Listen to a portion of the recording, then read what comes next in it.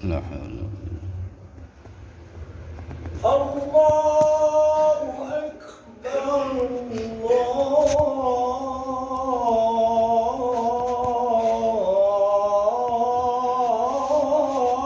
Akbar. Allah. La ilaha illallah. La ilaha.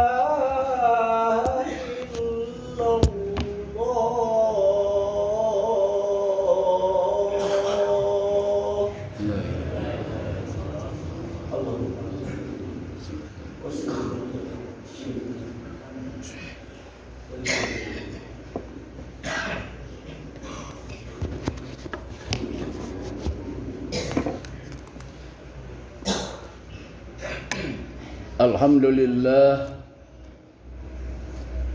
Alhamdulillahillazi akramana iz hadana lil Islam wa rafa'a qadrana haitsu ja'alana min ummati khairil anam wa mayyazana ala sairil ummah.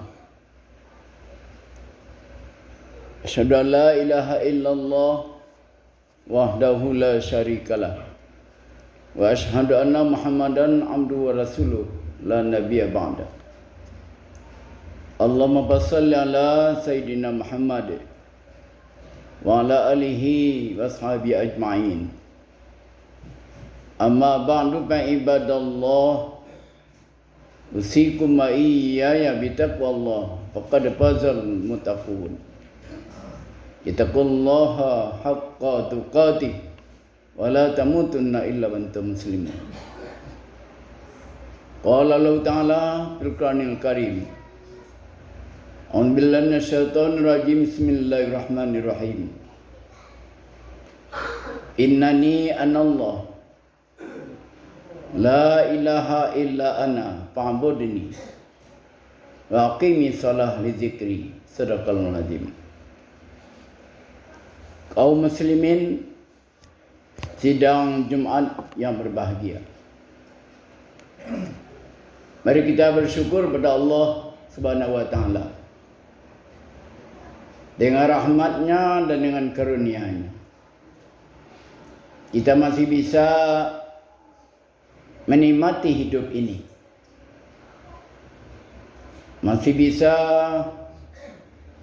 melangkahkan kaki dari rumah menuju masjid. Tapi ada pada saatnya nanti akan diantarkan orang ke masjid.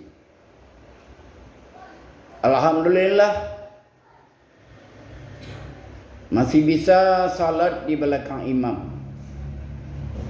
Tapi ada saatnya nanti salat dia akan berada di depan imam. Alhamdulillah kita masih bisa menambah ibadah, menambah kedalaman tauhid, masih bisa berzikir, masih bisa kita bertaubat karena masih diberi menikmati hidup oleh Allah Subhanahu wa taala. Salawat dan salam pada Nabi besar kita Nabi Muhammad sallallahu alaihi wasallam. Kaum muslimin yang berbahagia, judul khutbah kita adalah salat adalah perjalanan rohani. Kaum muslimin, firman Allah tadi, innani anallah la ilaha illa ana fa'budni wa aqimi shalah li dzikri. Allah mengatakan kepada orang, tentu orang yang salat tadi, aku Allah, tidak ada Tuhan kecuali aku, kata Allah. La ilaha illa ana fa'budni, sembahlah aku. Wa aqimi shalah li dzikri, dirikan salat untuk mengingatku. Padahal banyak lagi perintah yang lain. Tapi istimewa salat. Aku Allah, kata Allah. Tidak ada Tuhan kecuali aku, kata Allah. Oleh kerana itu sembahlah aku, fa'budni wa aqimi shalah li zikri. Dirikan salat untuk mengingatku. Kaum muslimin yang berbahagia, bahawa setiap salat yang kita kerjakan itu, adakah yang menggoda?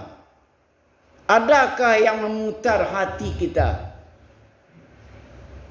Ada, itu iblis. Kaum muslimin, kalau iblis itu sejak dulu mereka sudah bermohon kepada Allah.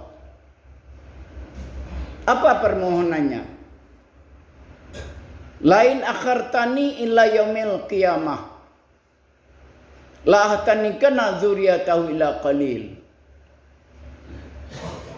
Tolong hidupkan kami, kata iblis itu. Wahai Allah, hidupkan kami sampai hari kiamat.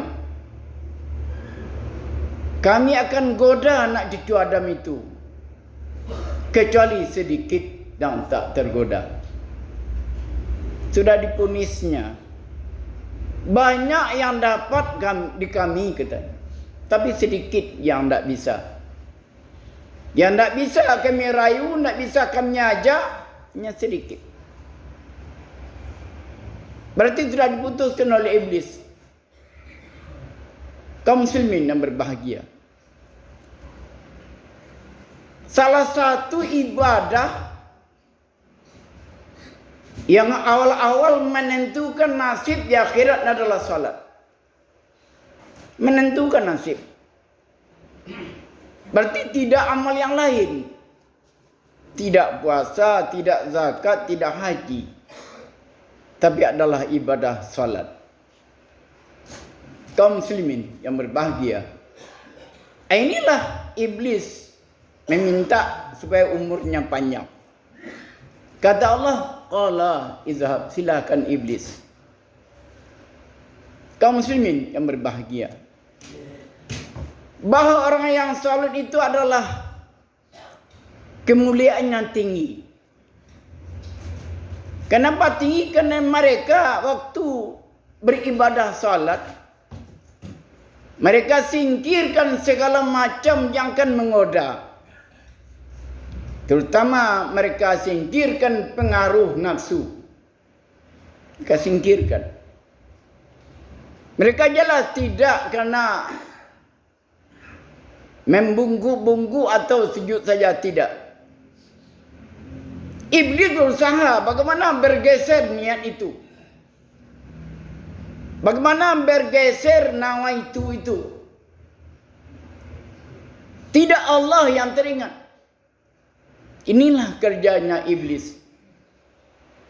Tapi kata iblis, juga dijelaskan oleh Allah, Fabi izzatika. Kata Allah, Fabi izzatika la'uyannaka ajma'in illa bi'ibadi minhum mukhlasin. Kami akui ya Allah, kata iblis, yang tak bisa kami goda adalah orang ikhlas. Itu yang tak bisa kami goda. Orang yang ikhlas beribadah kepada engkau, kami tidak mampu. Karena dia tinggi, tidak terjangkau oleh kami. Kami bisa menyangkau yang rendah. Hatinya rendah, hatinya yang diselimuti oleh keangkuhannya. Hatinya diselimuti oleh kesombongannya. Dia bangga terhadap dirinya. Dia bangga terhadap hartanya. Inilah yang kami goda. Ini yang bisa kami jangkau. Tapi orang-orang yang ikhlas hatinya, mereka hanya tidak bisa digeser niatnya. Kaum muslimin yang berbahagia, itu yang tidak bisa. Tapi juga Allah mengatakan, wa may ya'shu an dzikri rahman nuqayyid lahu syaitana wa lahu qarin. Orang yang lupa dengan Allah, kata Allah, akan kucarikan temannya. Akan kucarikan kawannya kalau dia lupa peringatan Allah. Akan kucarikan temannya. Syaitana wa lahu qarin. Syaitan yang akan mendampinginya. Ini yang akan menyertainya siang malam. Siapa orangnya? Orang yang lupa dengan Allah. Wa may ya'shu an dzikri rahman nuqayyid lahu syaitana wa lahu qarin. Dicarikan temannya. Teman inilah akan menyertainya siang malam. Di mana mereka tidak akan terkecoh. Di mana mereka tidak akan lupa, kata iblis. Saya akan intip selalu. Saya akan temani. Tapi orang yang mukhlisin itu tidak bisa mereka goda. Orang yang dekat dengan Allah tidak bisa mereka goda. Orang yang salat tidak ada perhatinya selain dari Allah. Karena Allah mengatakan, ya ayyuhallazina amanu la taqrabus shalah wa antum sukara hatta ta'lamu ma yaquluna. Wahai orang yang mabuk, jangan dekati salat. Kalau kamu tidak sadar, kata Allah, jangan salat kamu. Kenapa tidak salat? Karena kamu tidak mengerti apa yang kamu baca. Karena kamu tidak sadar. Karena kamu lupa dengan untungmu. Ya. Wa antum sukara. Kamu mabuk. Mabuk di situ adalah orang yang lupa dengan Allah. Dia beribadah, dia salat. Tapi pikirannya mereka sudah tergelincir kepada yang lain. Menyerawang-nerawang pikirannya. Padahal mereka berhadapan dengan Allah. Kapan lagi waktunya kita membulatkan hati dengan Allah? Di saat sekian menit itu. Berapa menitlah kita melakukan ibadah salat? Kita akan berperang dengan iblis. Kita berperang dengan syaitan. Tapi di saat itulah nilai tertinggi. Siapa mereka yang benar-benar khusyuk hatinya kepada Allah? Karena Allah tidak akan memandang bentuk. Allah tidak akan memandang hartanya. Tapi Allah memandang hatinya tadi. Inna Allah la yanzuru ila ajsamikum wala suwarikum bal yanzuru ila qulubikum. Allah tidak akan memandang hartanya. Allah tidak akan memandang tinggi pangkatnya. Tapi Allah memandang hatinya. Kemana hatinya di saat menyembah Allah itu. Ini yang kita perjuangkan. Kenapa? Karena nanti di akhirat ini yang ditanya dulu. Yuhasabu yaumal qiyamah salat. Hari kiamat pertama pertanyaan salatnya bagaimana? Iza salahat salahat jasadu kulluh. Wa iza fasadat sairu kulluh. Kalau salatnya baik, baik amal yang lain. Nah, akan menentukan nasib. Kalau salatnya buruk, ya buruk amal yang lain. Tentu saja kalau mendapat nilai terburuk, yang kerugi adalah dia sendiri. Tidak ada yang lain. Kalau masih hidup di dunia, rugi masih bisa dicari supaya beruntung. Tapi di akhirat kemana lagi? Iza mata ibnu Adam ingkata amaluhu. Kalaulah meninggal anak cucu Adam, kata Rasulullah, putus amalnya illa bisalasa.